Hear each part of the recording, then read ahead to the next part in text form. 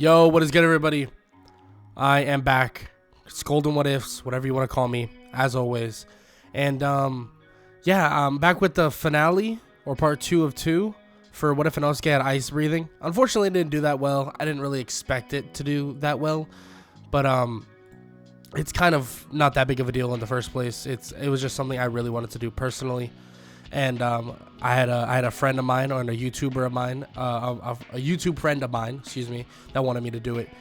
Yeah, I'm not gonna waste that much more of your time. I'm sorry for the little rant. I want to say I am a little sick, so that's, if you hear my voice sounds weird, that's why. I'm not gonna waste much more of your time though. Let's get right into the finale of What If Inosuke Had Ice Breathing. Let's get it. Inosuke is waiting in the Hashira mansion. He watches as Tanjiro goes through his little spats, but he knows everything will work itself out. He begins training once again. All he can think about is getting stronger, and that's all he does, is get stronger. He does begin to kind of warm up, no pun intended, to Tanjiro and Zenitsu. He is a lot more stoic. He's not the laughable and haha kind of comedic character we always knew back in the canon of Demon Slayer. He's a lot more serious. He has a lot riding on himself. I mean, think about it. An ice Hashira that left him in the wilderness, told him to survive, and gave him the motives to do so. He wants to make him proud even if he's in the afterlife already. Inosuke, though, would continue training with both Tanjiro and Zenitsu, learning a couple new things that he didn't already know. But the person he is right now, he's on the level of, or maybe even past the level of some of the Demon Slayers that are currently there. He might even be Hashira level, maybe even higher than that. You don't really know. We've never seen Inosuke backed into a corner. We've never seen him backed into a corner like a wild animal. We've always seen him under control. Now that is something Inosuke thinks about, and thinks about greatly. He continues the training, teaching Tanjiro and Zenitsu anything that he's personally learned from his master, but they can't really utilize it in any special way. But still, it's something to think about, something that maybe, just maybe, they'll be able to utilize in the near future. With that said though, they have their next mission to rely on. Their next mission is to go with Rengoku, the Flame Hashira, and head out to some sort of train. This train is called the Mugen train. It's supposedly riddled with demons. So when they arrive, Inosuke begins kind of searching immediately, but he can't get a sense or a smell on anybody and anything there. He has no idea what's even going on. They eventually find Rengoku, and Rengoku's attitude and the way he acts is very, very interesting, very, very upbeat. I mean, it is said in his culture, as the person he is, that as a warrior, you are supposed to enjoy every single meal as if it's going to be your last. So Rengoku is doing just that. He would scream delicious over and over and over again while he's eating his food, and he made it pretty clear that he was really, really enjoying the food that was presented to him. He would offer food to Inosuke, Tanjiro, and also Zenitsu, in which they would gladly take whatever, but Inosuke would just sit there waiting the demons to finally appear. But when they would appear, Rengoku would slice them and cut them down in a matter of seconds. Inosuke would now understand just who this person is. He initially thinks it's someone else in a way, this other Flame Hashira that he's heard about from his master, but this is actually the son of that Hashira, arguably stronger than the one preceding him. So it's pretty interesting to actually finally meet him, but Inosuke doesn't really bring this up, but he does bring up the idea of training under him. I mean, it doesn't hurt to learn more and new things from a prodigy like Rengoku, or at least that's what he believes Rengoku to be. With that said though, everything kind of goes according to the normal canon. Eventually they would be put to sleep, and Inosuke would be kind of in this weird state of weary and grogginess. He would be looking around and he would see the cave, the snow all the way outside the cave. He would walk outside and all he would see is snow and ice. He would be curious. Why is everything like this? Where is he? His master would approach him and immediately would be friendly, would be saying all these things, would be saying that they're going to go hunting very soon. Inosuke looks to his side to see the polar bear walk out from out of nowhere, and Inosuke would be confused. Where's my blade? The master immediately is taken back by this and says that his blade is on his back. Pulling the blade off of his back, Inosuke points it at his master, saying that he's dead. Where did he come from? Who is he? Of course, Inosuke's master is confused. I mean, he's fine. He's right here. He points at the polar bear. You're dead too. Does that mean, am I dead? Did they kill me? No. That doesn't make sense. That wouldn't make sense. Why would this be my heaven or hell? Too cold to be hell, and too, well, cold to be heaven. Inosuke begins to walk around as he traces the blade that he basically tore off his back on the ground. He continues to walk around more and more and more. Where am I? He looks back at his master to see that he's gone. And now confusion overtakes him once again. He throws his blade at a tree, but the feeling, the landing of the strike on the blade and the hit of the tree just feels so odd. He looks at his blade and it's not even serrated. It's not cut to pieces. What is happening? He takes the blade out and eventually he'd begin to sense something. For some reason, he begins to sense this odd thing. His two blades would then show up right next to him, polar bear skin wrapping around his head and neck once again.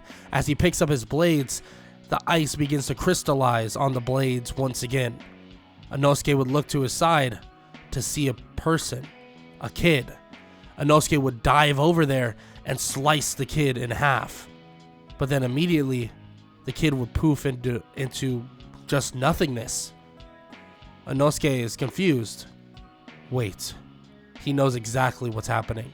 He takes the blade and stabs it through his own heart as if he's not even hesitating. It's insane. He's lethal, ferocious. It's as if he doesn't care. He slices into himself and immediately he'd wake up. He would be panting over and over and over again. And he would look to his side to see a bunch of these kids attached to the people around him. Immediately he would begin to breathe and ice would begin to cover everything in their little train section. As it does this, he breaks all the links to basically all the people that are sleeping, both Tanjiro, Zenitsu, and obviously Rengoku. Zenitsu, on the other hand, though, would still kind of be in a daze, kind of be in that sleepy-like state, which frankly probably is for the best. Zenitsu is kind of useless when he's not out cold or kind of unconscious, but still, Rengoku tells Tanjiro and Inosuke to confront the main demon, and he'll handle whatever else is going on inside the train. Inosuke runs with Tanjiro to the top of the train and eventually would find Enmu. Enmu would say that reading the mind and understanding that boy with the odd looking polar bear, wherever he got that thing, well, was hard. So it does make sense that he broke free under suspicion. But Tanjiro, on the other hand, he gave him everything he ever desired. His family was back, a normal life. He could have slept forever and enjoyed the life that he was given. Inosuke, without hesitation, would dive toward Enmu without a second thought and at insane speeds, slicing the head off of Enmu. And Enmu would be shocked to see how fast the boy is. But the movements he has, they're so primal. It's insane. Tanjiro is shocked too. It's as if he's gotten even stronger. But no, Inosuke is just tapping more into his primal side. He's tapping into the person he was before he even met the Ice Hashira, before he even became more tame and controlled. He slices Enmu in pieces, but of course Enmu is the the part of the train. The train is Enmu itself. Inosuke would be pissed by this, and he would begin to breathe ice everywhere toward the track as well, slowing down the train. And Enmu would see this as a horrible, horrible thing, that if this continues and somehow Inosuke gets the train to stop, it's all bad. Tanjiro sees this as an opening and goes toward the front of the train, slicing through everything, and eventually Inosuke would come through as well, weakening all the crucial points they have to slice through, more or less with his ice. As he does this, Tanjiro is given a slight opening while Inosuke is protecting him to slice through the neck of Enmu. Just like that. The combination of the ice breather and the sun breather was potent, was perfect. Something that nobody would even believe to see in this life or the next. Tanjiro and Inosuke were perfectly in sync. Enmu is now on his last legs and is now dead. Tanjiro sighs in relief and smiles toward Inosuke, Inosuke putting his blades away and kind of smirking in a way, telling Tanjiro that he's gotten better and better.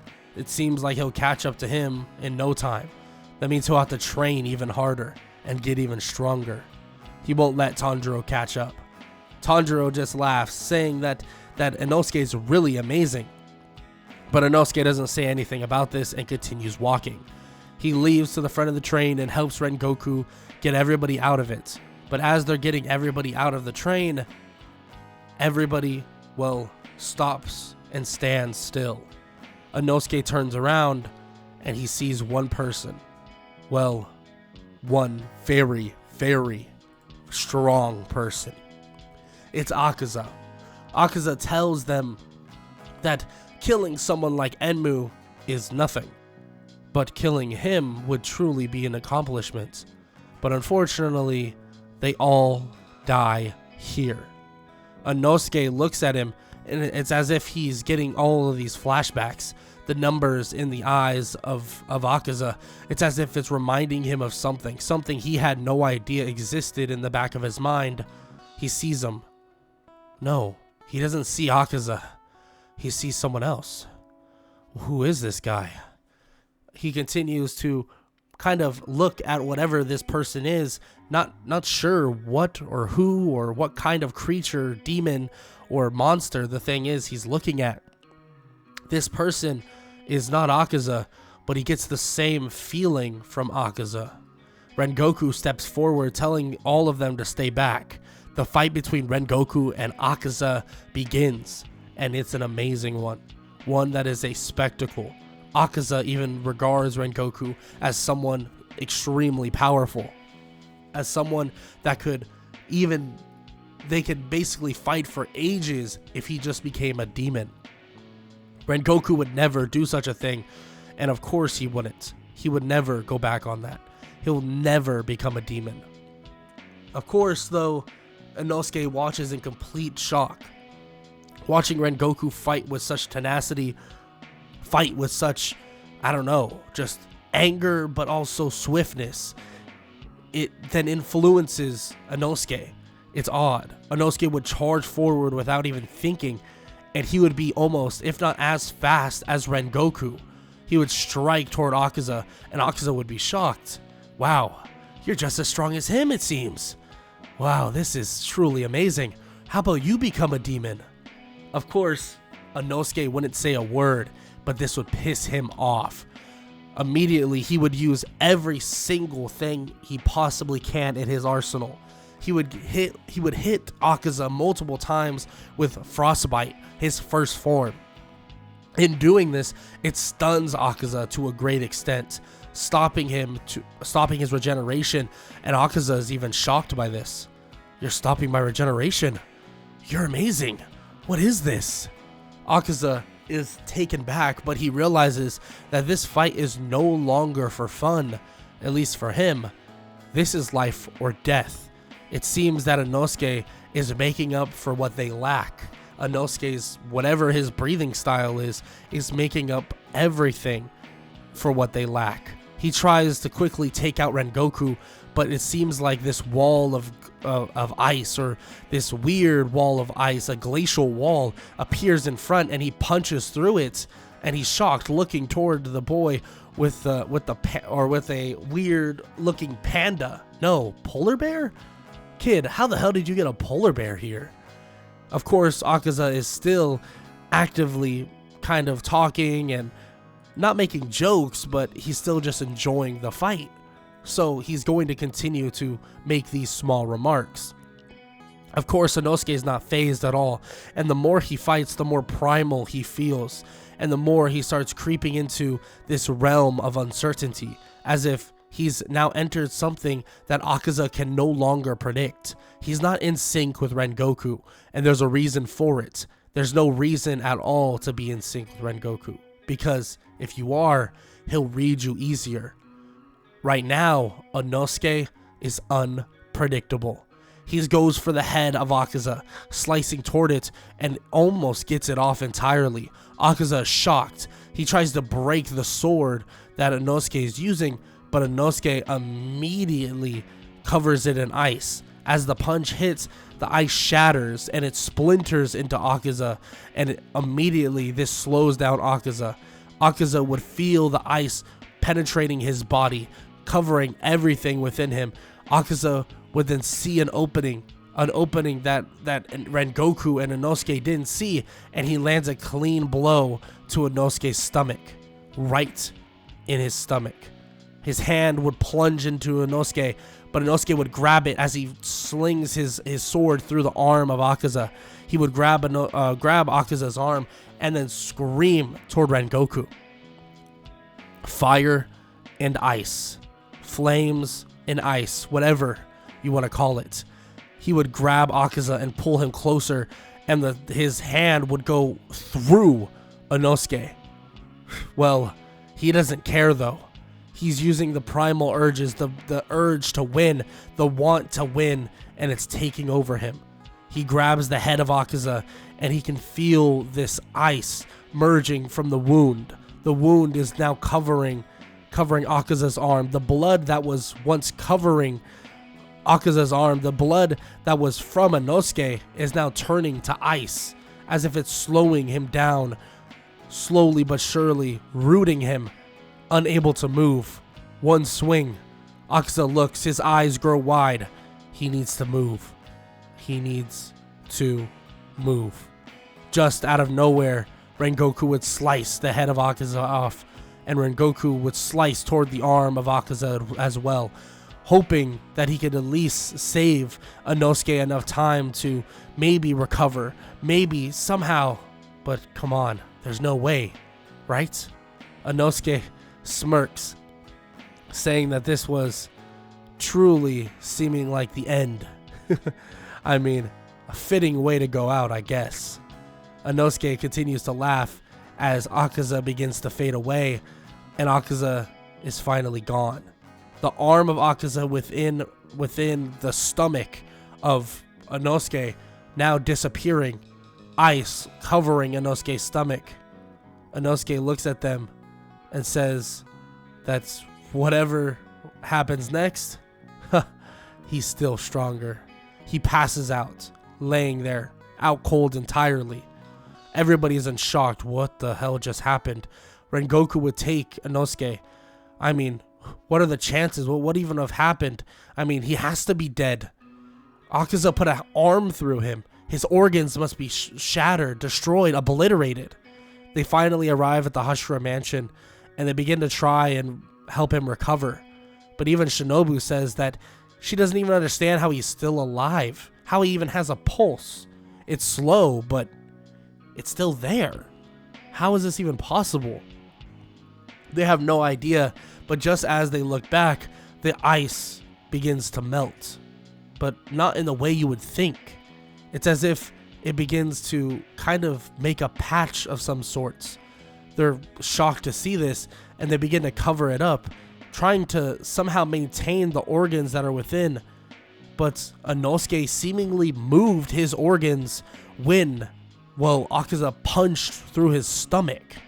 This might sound insane, but reaching into the depths of his primal version of himself, he was able to do something like this. Something he would have been able to do and did before in canon, moving his organs around and doing certain things, molding his body in various different directions.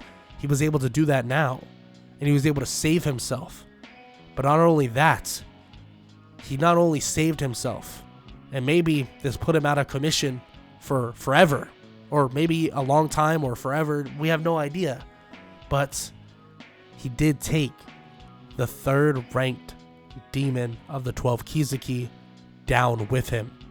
According to the Demon Slayer Corp, this was worth it. They killed Akaza. I mean, this is insane. Inosuke would then be standing up as they're talking about this. They look at him in complete shock, and he would be standing up stretching. How the hell are you okay? He looks at them and shakes his head.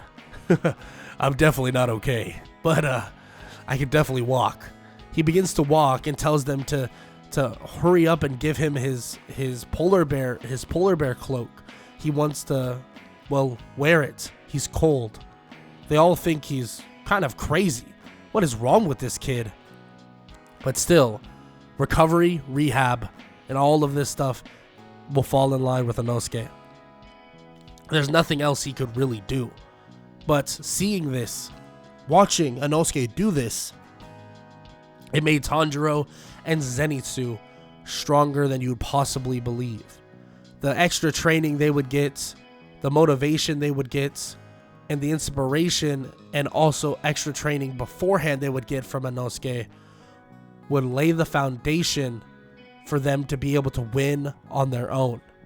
Inosuke may be clocked out, may not be able to help in an up-and-coming mission, but the Ice Breather, and that includes the Ice Hashira, has already made waves and has already done his job.